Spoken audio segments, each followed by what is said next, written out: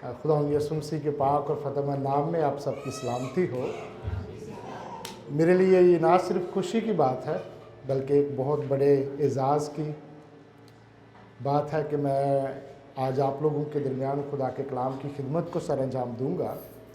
तो doctor Daniel खादिम साहब जो थे वो मेरे रूहानी बाप थे, तो उन्होंने ही है जो मुझे ऑर्डेन किया था। तो मेरी जो ऑर्डिनेशन हुई थी वो इसी चर्च में हुई थी और मैं इस चर्च में मेहमान नहीं हूँ, मैं इसी चर्च का बच्चा हूँ।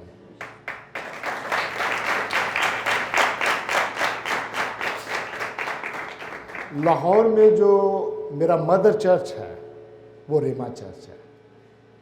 मैं कई चर्चेज में गया हूँ, वहाँ पर मैंने खुदा के कलाम की खिदमत सर अंजाम दी है। एफसी कॉलेज में जो मैं एज असिस्टेंट चैपलन काम करता रहा हूँ, लेकिन मैं कभी नहीं कहूँगा कि एफसी कॉलेज का जो चर्च था वो मेरा मदर चर्च था। तो मेरा जो मदर चर्च है वो रेमा चर्च है।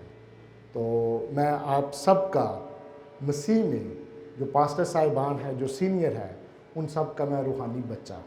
तो ये मेरा ख़ानदान है और मेरे लिए एक और एतबार से ये बड़े एजाज़ की बात है कि मैं खुदा का कलाम आप लोगों के साथ शेयर करूँगा, क्योंकि मेरे बाइबल टीचर यहाँ पे मौजूद हैं। पास्टर इमानुअल नज़ीर साहब और बरकत मिराज साहब ये मेरे टीचर हैं। तो एज अ स्टूडेंट, क्योंकि मैं हमेशा इनका शागिर्द रहूँगा, खा जो मर्जी हो जाए, लेकिन जो एक टीचर का मुकाम होता है वो टीचर का मुकाम है। तो मेरे लिए ये एज़ाज़ की बात है, ऑनर की बात है कि मैं आप सबके साथ खुदा का कलाम शेयर करूँगा अपने टीचर्स की मौजूदगी में। और मैं डॉक्टर यूनुस जवेद साहब का दिल से मैं शुक्रगुज़ार हूँ। आप लोगों ने जो इन्होंने मेरा तारुफ़ करवाया है, उससे आप लोगों को ये रियलाइज़ हो गया होगा कि मेरी लाइफ के अंदर इनकी कितनी बड़ी कंट्रीब्यूशन है। मेरी तालीम में, मेरी ख़ानदानी ज़िंदगी में, मेरी रूहानी ज़िंदगी में मैं समझता हूँ कि ये जो शख्सियत है इनका अव्वल दर्जा है।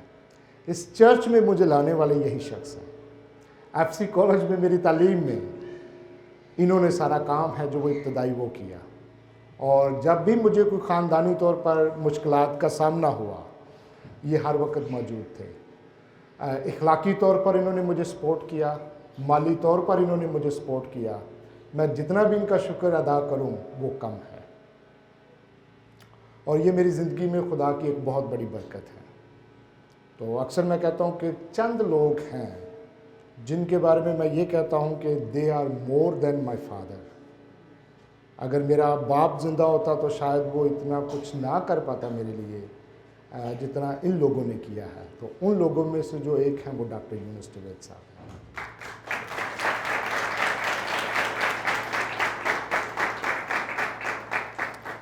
तो मैं चाहूँगा कि आप लोग हैं जो वो मेरे साथ खुदा के पाक कलाम में से जो हवाला तलावत किया गया है नए अहदनामे में से मुक़द्दस पौलुस रसूल का तितस के नाम खत, उसका 2 बाब और उसकी 11वीं आयत। मैं चाहूँगा कि आप लोग हैं जो वो बाइबल मुक़द्दस को है जो अपने सामने है जो वो खोल के रखें।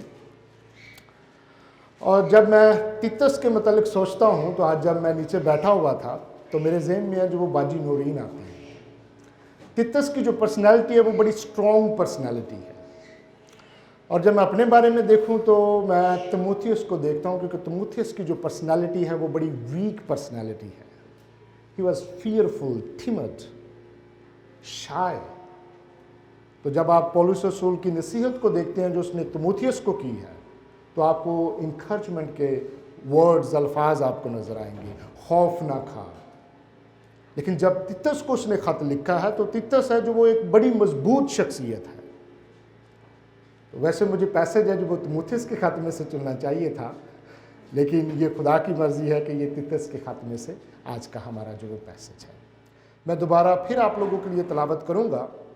खुदा के कलाम में लिखा हुआ है, क्योंकि खुदा का वो फजल ज़ाहिर हुआ है जो सब आदमियों की निजात का बाइस है और हमें तरबियत देता है ताकि बेदीनी और दुनियावी ख्वाहिशों का इनकार करके इस मौजूदा जहान में परहेजगारी और रास्तबाजी और दीनदारी के साथ ज़िंदगी गुजारें। आमीन। आज का जो मेरा मजमून है वो है खुदा का फजल और निजात।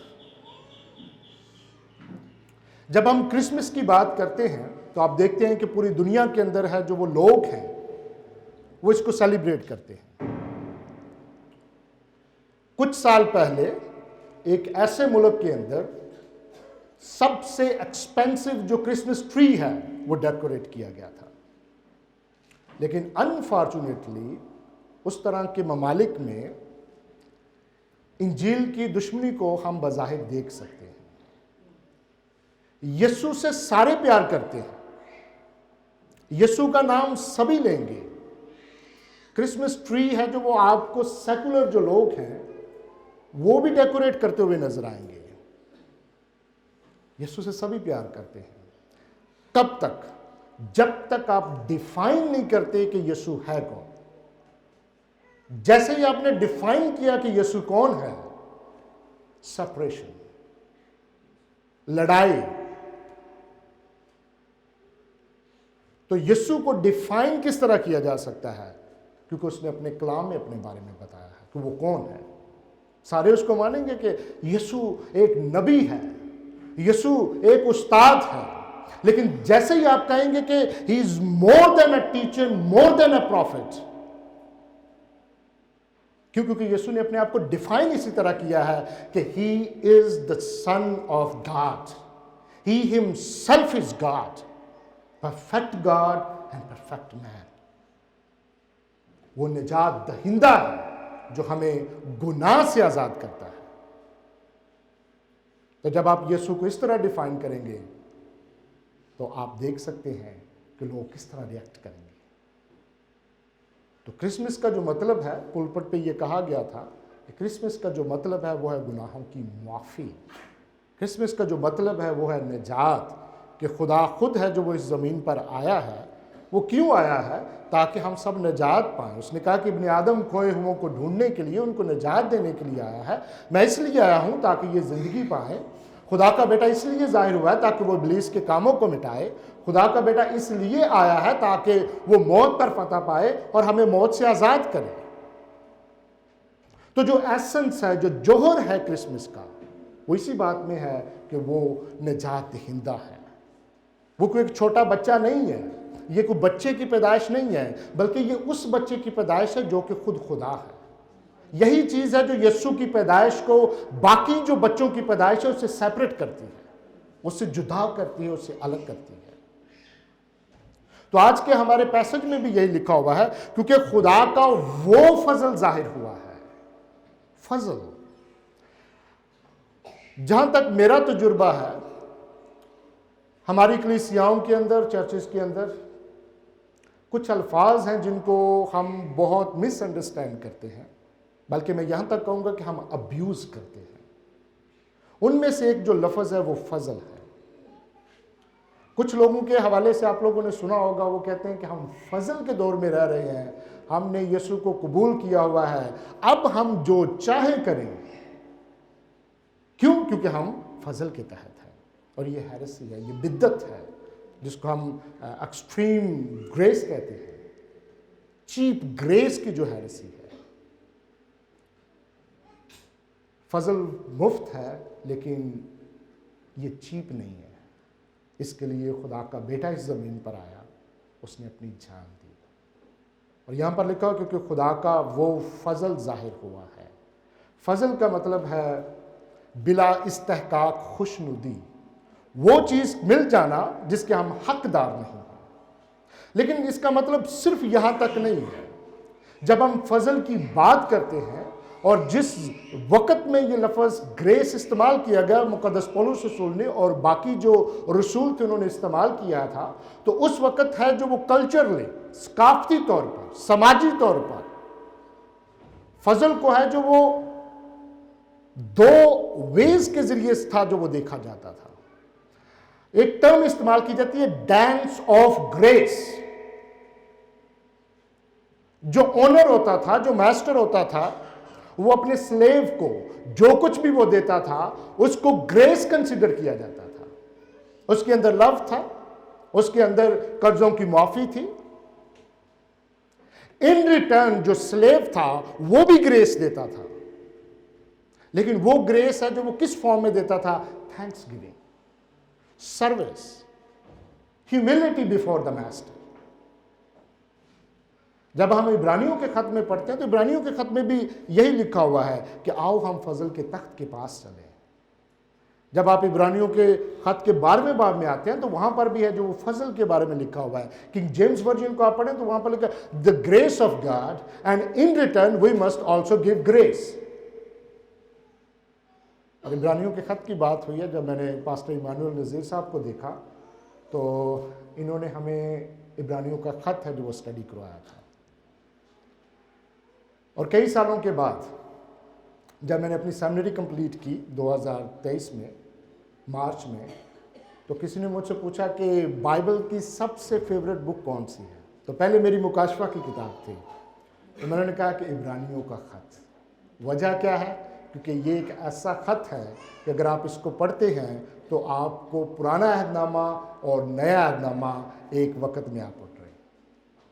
Old covenant and new covenant, ये बाइबल की वाहिद किताब है। अगर आप ओल्ड टेस्टामेंट को पढ़ना चाहते हैं तो इब्रानियों का खत, न्यू टेस्टामेंट को पढ़ना चाहते हैं, एक खत के अंदर आपको ये दोनों चीजें मिलेंगी। So the grace of God. मैं चाहूंगा कि आप एक और हवाला मेरे साथ निकालिएगा, यहूदा का आम खत, उसका पहला बाब, उसका एक ही बाब है, मुकद्दस यहूदा का खत, और उसकी आयत नंबर 4 के अंदर यूँ लिखा हुआ है, क्योंकि बाज़ ऐसे शख्स चुपके से हम में आ मिले हैं जिनकी इस सज़ा का जिक्र कदीम ज़माने में पेशतर से लिखा गया था। ये बेदीन है और हमारे खुदा के फजल को शहवत परस्ती से बदल डालते हैं। ये जो मैंने आप लोगों से पहले बात की थी कि खुदा का फजल जो है या ग्रेस जो वर्ड है, इसको कितना अब्यूज़ किया जाता है, ये आज की बात नहीं है। ये आज से 2000 साल पहले भी कुछ लोग थे जो खुदा के फजल को शहवत परस्ती से बदल देते थे। कैसे वो शहवत परस्ती से बदलते थे? इसी तरह जिस तरह आजकल आप लोगों ने लोगों से सुना होगा, चूंकि मैं फजल के तहत हूं, मैं जो चाहूं मैं करूं। ये एक एक्सट्रीम है जिसको लिबरलिज्म हम कह सकते हैं। ये एक एक्सट्रीम है जिसको एंटाइनोमियलिज्म कहा जाता है कि मैं किसी शरीयत के मातहत नहीं हूं, मैं खुद अपने आप में एक शरीयत हूं। लेकिन जो खुदा के फजल का तसव्वुर हमें बाइबल के अंदर मिलता है वो इससे टोटली है, जो वो मुख्तलिफ है। मैं अक्सर ये कहता हूं कि वो फजल जिसने आपको तब्दील नहीं किया वो झूठा फजल है, वो आपके जहन का फजल है। वो यीशु जिसने आपको तब्दील नहीं किया, वो यीशु जिसने आपको गुनाह से आज़ादी दी है, लेकिन गुनाह की ताकत से, गुनाह की पावर से उसने आपको आज़ादी नहीं दी, वो बाइबल का यीशु नहीं है।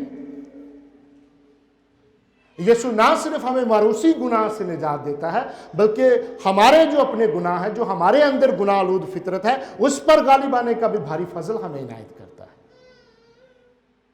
जिसको हम तकदीस कहते हैं।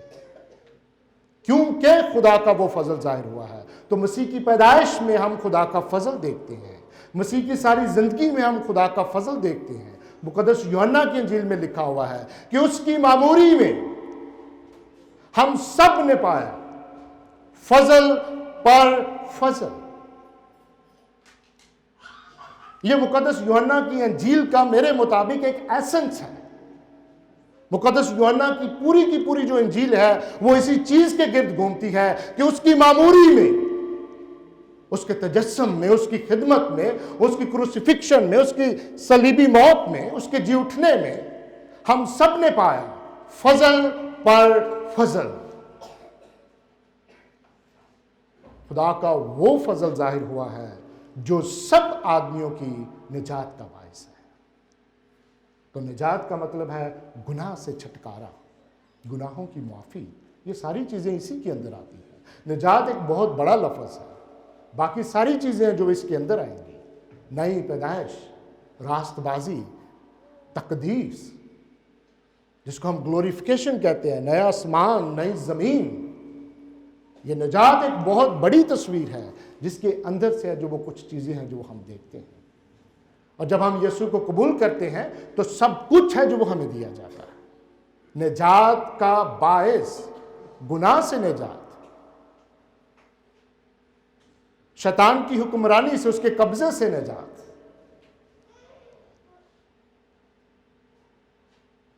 तो खुदा का फजल निजात का बाहिस है। और ये फजल किस में जाहिर हुआ? खुदावंद यीशु मसीह के तजस्सुम में, मसीह खुदावंद की शख्सियत में। इंजील मुकद्दस क्या है? इंजील मुकद्दस यीशु की शख्सियत और उसका काम है। और जो काम उसने सलीब पर मुकम्मल किया है उसके सारे फवायद को ईमान के जरिए से कबूल करना। तो जब हम ग्रेस की बात करते हैं, फजल की बात करते हैं, तो हम मसीह खुदावंद की शख्सियत की और उसके काम की बात करते हैं। खुदा बाप ने अपने बेटे को भेजा, ये उसकी मोहब्बत थी। खुदा बेटा इस जमीन पर आया, ये उसकी हमारे लिए मोहब्बत थी। बेटे ने रूह कुदस भेजा जो हमें जिंदगी बख्शता है, ये खुदा पाक रूह की मोहब्बत थी। खुदा इस सलूस है जो वो इस पूरे के पूरा जो हमारे लिए निजात का अमल है, उस पूरे अमल में खुदा इस सलूस है जो वो बाप, बेटा, रूह कुदस वो शामिल है। क्योंकि खुदा का वो फजल जाहिर हुआ है जो सब आदमियों की निजात का बाइस है। लेकिन रसूल यहां पे नहीं रुकता, आप आगे देखिएगा, बल्कि हमें तरबियत देता है। ना सिर्फ निजात देता है बल्कि हमें तरबियत देता है, ट्रेनिंग, डिसिप्लिन। ग्रेस सिर्फ निजात नहीं देता बल्कि तरबियत देता है। Grace is not only about salvation but it is also about sanctification, holiness. मेरी जो डेली लाइफ है, रोजमर्रा की जो मेरी जिंदगी है, यहां पर मैं बड़ा खुश हुआ जब इस पुलपट पे बाजी नूरीन ने बात क्वेश्चन किया कि चर्च के हवाले से, पहला चर्च कौन सा था।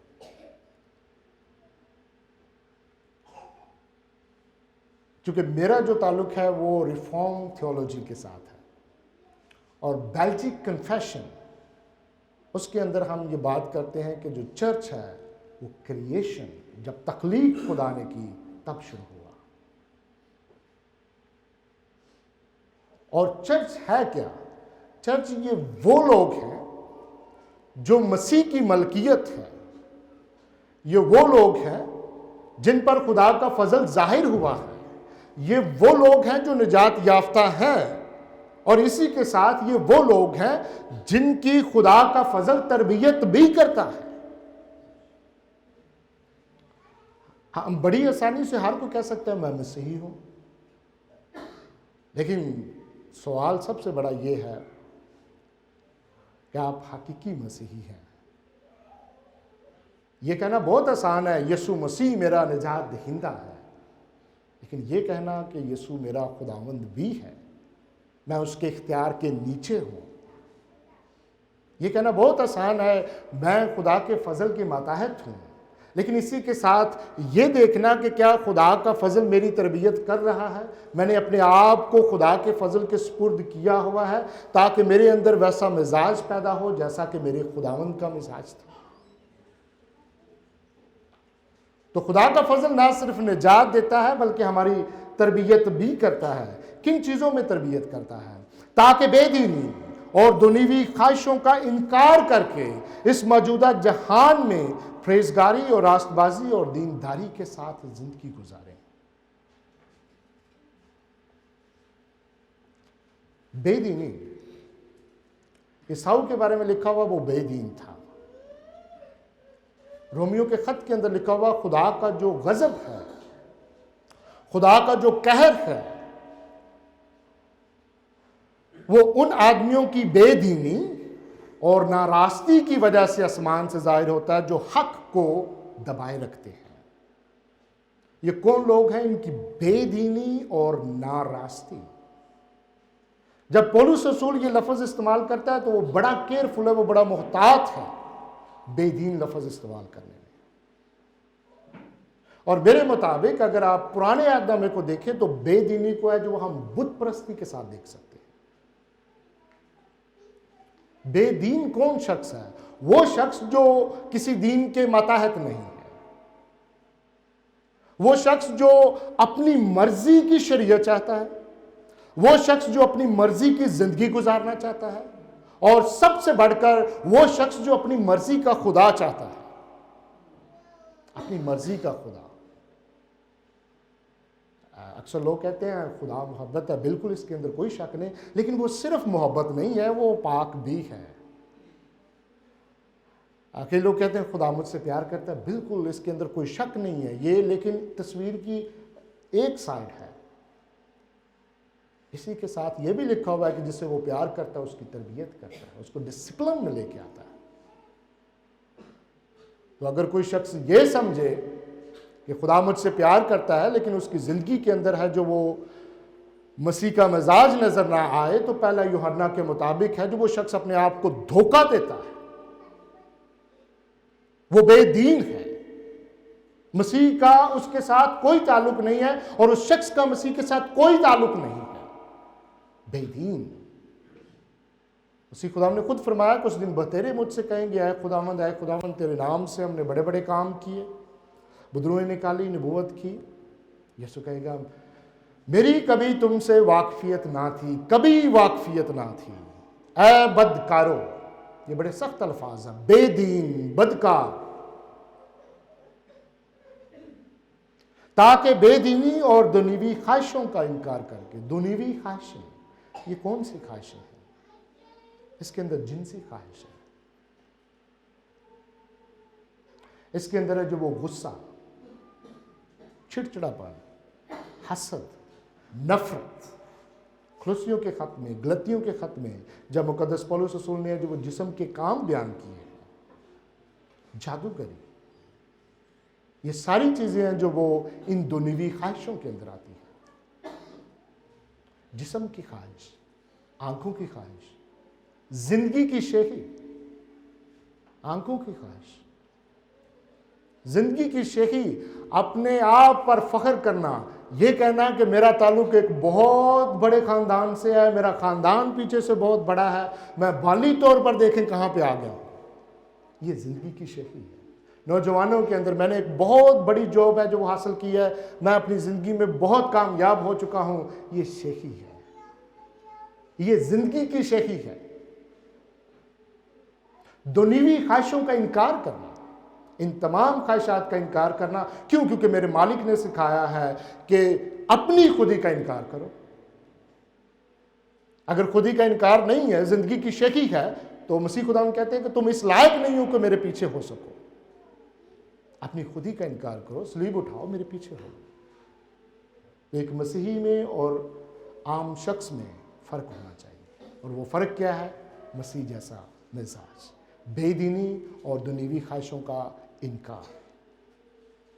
इस मौजूदा जहान में, ये मौजूदा जहान है, ये हमारी मंजिल नहीं है, ये पूरी की पूरी दुनिया है जो वो शरीर के कब्जे में पड़ी हुई है।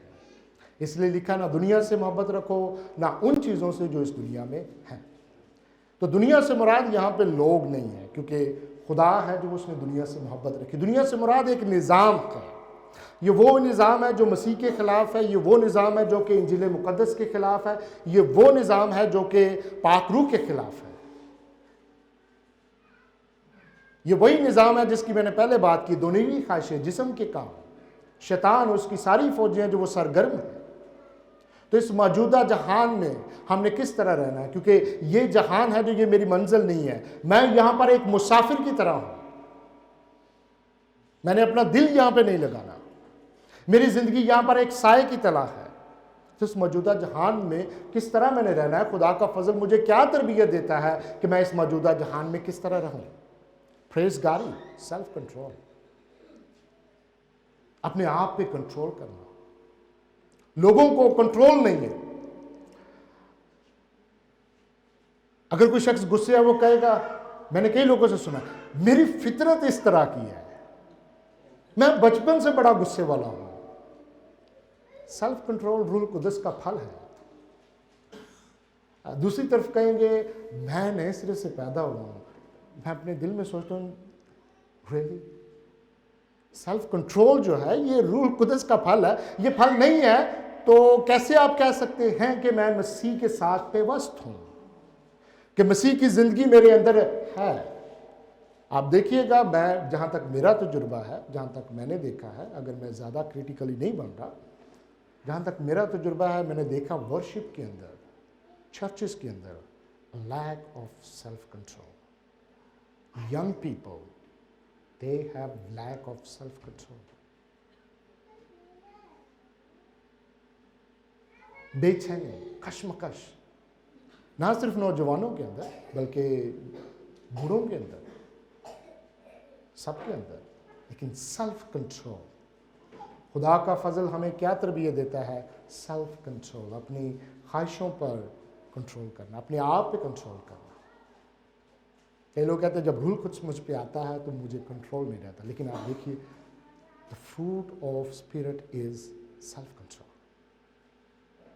सेल्फ कंट्रोल, परहेजगारी और रास्तबाजी, जो तकदीस का अमल जिसको हम कहते हैं।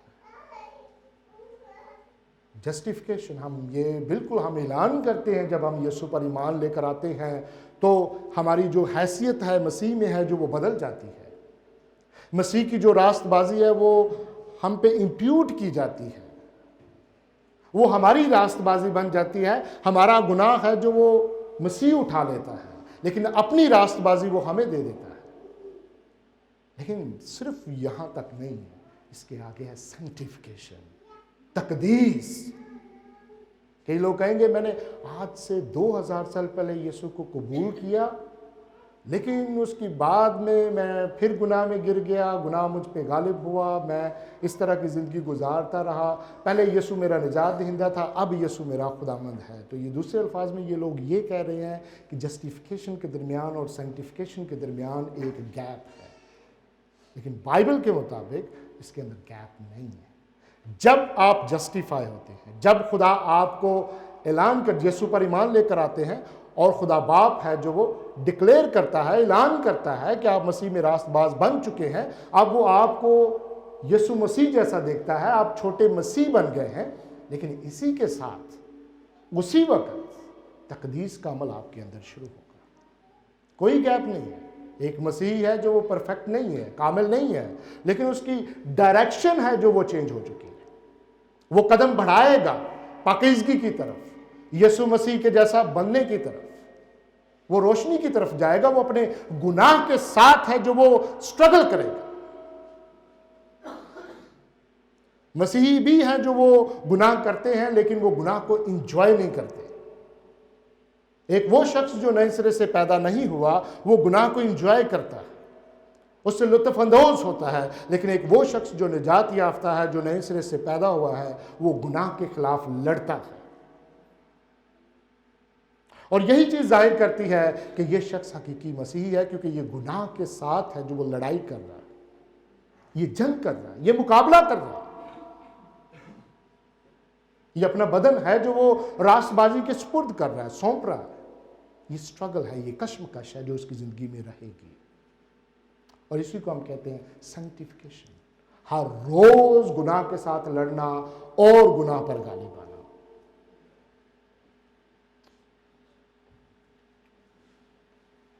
रास्तबाजी और दीनदारी के साथ जिंदगी गुजारना। पहले देखिएगा बेदीनी का जिक्र है, लेकिन इसी के साथ है जो वो दीनदारी का जिक्र है।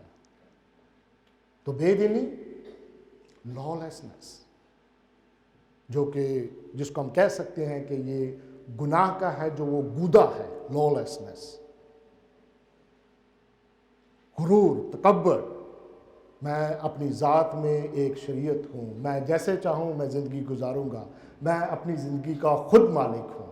ये फिल्मों के अंदर भी आप लोगों ने डायलॉग सुने होंगे और रोज़मर्रा लाइफ के अंदर आप लोगों ने कई लोगों से ये सुना होगा, मैं खुद अपनी ज़िंदगी का जो वो डिसीजन लूँगा।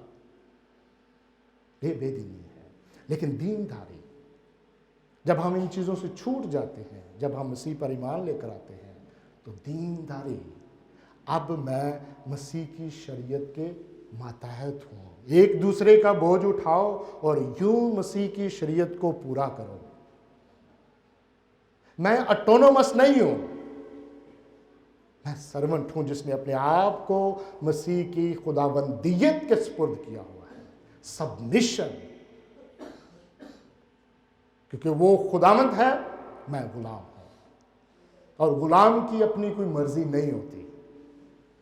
इसलिए हम कहते हैं कि जिस तरह तेरी मर्जी आसमान पर पूरी होती है, उसी तरह ज़मीन पर भी हो। मेरी मर्जी नहीं बल्कि तेरी मर्जी पूरी हो। तो ये है वो मसीही ज़िंदगी जिसकी यहाँ पर है, जो वो तस्वीर बयान की गई है कि खुदा का वो फजल जाहिर हुआ है। आज क्रिसमस में हम मनाएंगे अगले वीक में, तो खुदा का वो फजल जाहिर हुआ है जो सब आदमियों की निजात का बाहिस है। लेकिन इसी के साथ वही फजल हमारी तरबियत करता है। किस चीज़ में?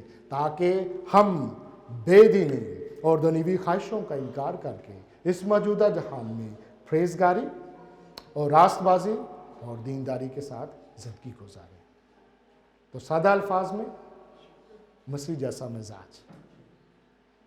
तो जब हम यीशु को कबूल करते हैं तो ना सिर्फ हम निजात पाते हैं, बल्कि पाक रूह की कुदरत के वसीले से हम मसीह की जलाली सूरत पर ढलते जाते हैं। उसका किरदार, उसका इखलाक, उसकी ज़िंदगी हमारे अंदर है जो बहती है।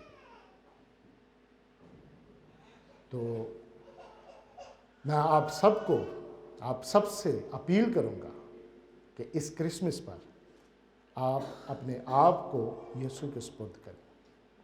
अगर आप अपने आप को धोखा दे रहे हैं ये समझकर कि आप निजात याफ्ता हैं, लेकिन वो फल नज़र नहीं आता, तो तौबा करें और क्रिसमस का जो असल पैगाम है, जो इसका एसेंस है, उसको अपनी ज़िंदगी के अंदर लें। तो खुदावंद आप सबको बरकत दे और आप सबके साथ हो। आमीन।